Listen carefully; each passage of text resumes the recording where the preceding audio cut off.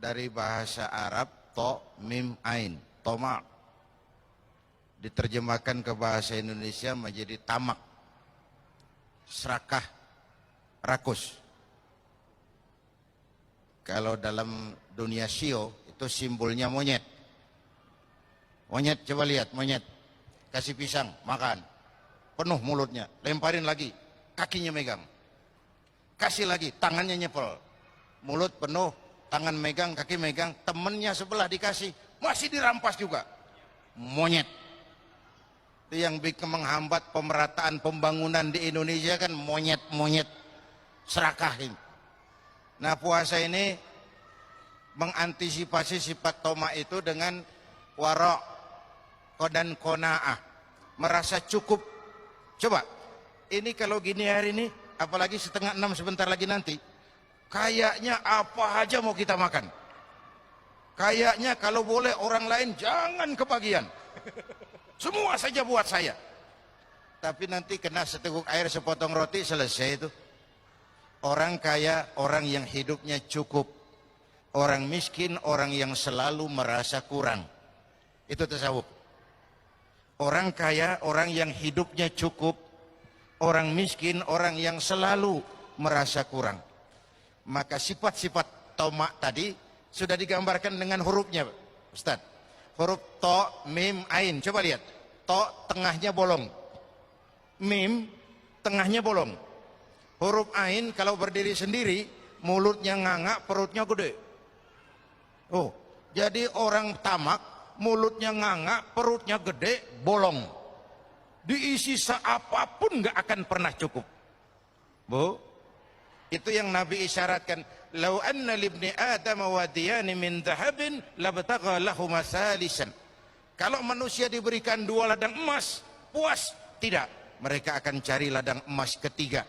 Tidak akan penuh mulut manusia kalau belum dijejali dengan tanah di balik papan. Di balik papan itu papan di baliknya. Itu namanya balik papan. Itu sudah dijejali tanah baru tenang hidupnya itu.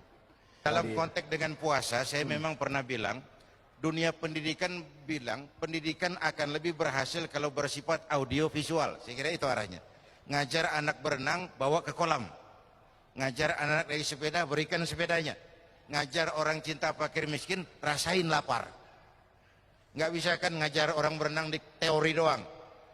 Ke kolam nggak pernah. Teori hafal, sekali terjun gaya batu. Nggak nimbul lagi. Nah, yang saya maksud, audio visual dalam konteks puasa tadi. Yang terakhir ya? Ibu apa tadi ya? Bagaimana kiat agar lisan lidah, kiat menjaga lidah. Ya sepanjang Ramadan banyak zikir, banyak baca Quran.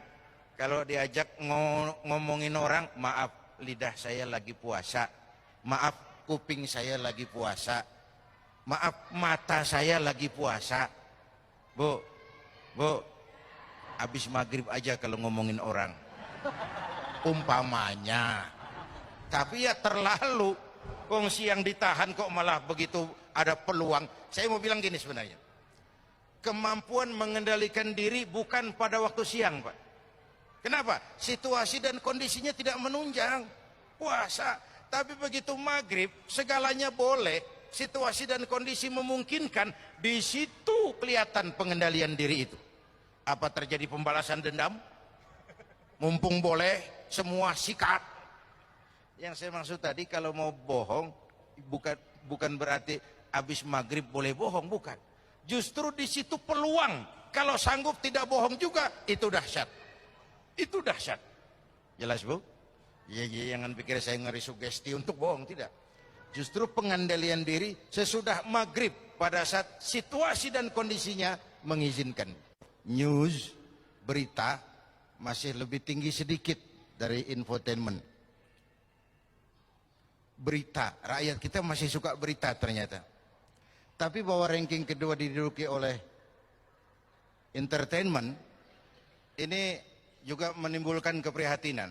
Barangkali secara ekonomis, karena entertain biasanya production cost-nya itu murah, ratingnya tinggi. Secara ekonomis ini menguntungkan.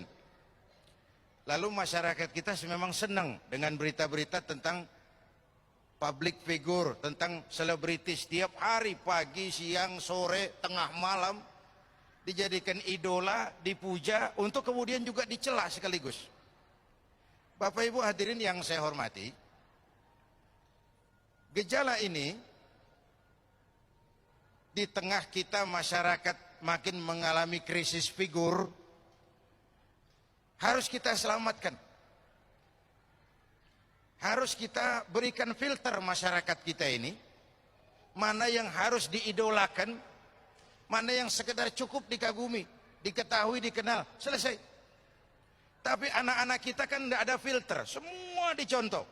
Karena orang senang biasanya nyontoh. Mau pantas mau enggak itu nomor 86 deh.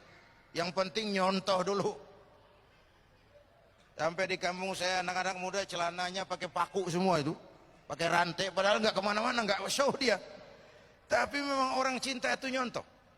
Nah, dalam kaitannya dengan gosip tadi, dengan berita-berita yang tidak benar tadi, inilah yang harus kita jadikan sebagai filter di tengah-tengah masyarakat kita. Jangan sampai masyarakat kita dibentuk oleh entertain.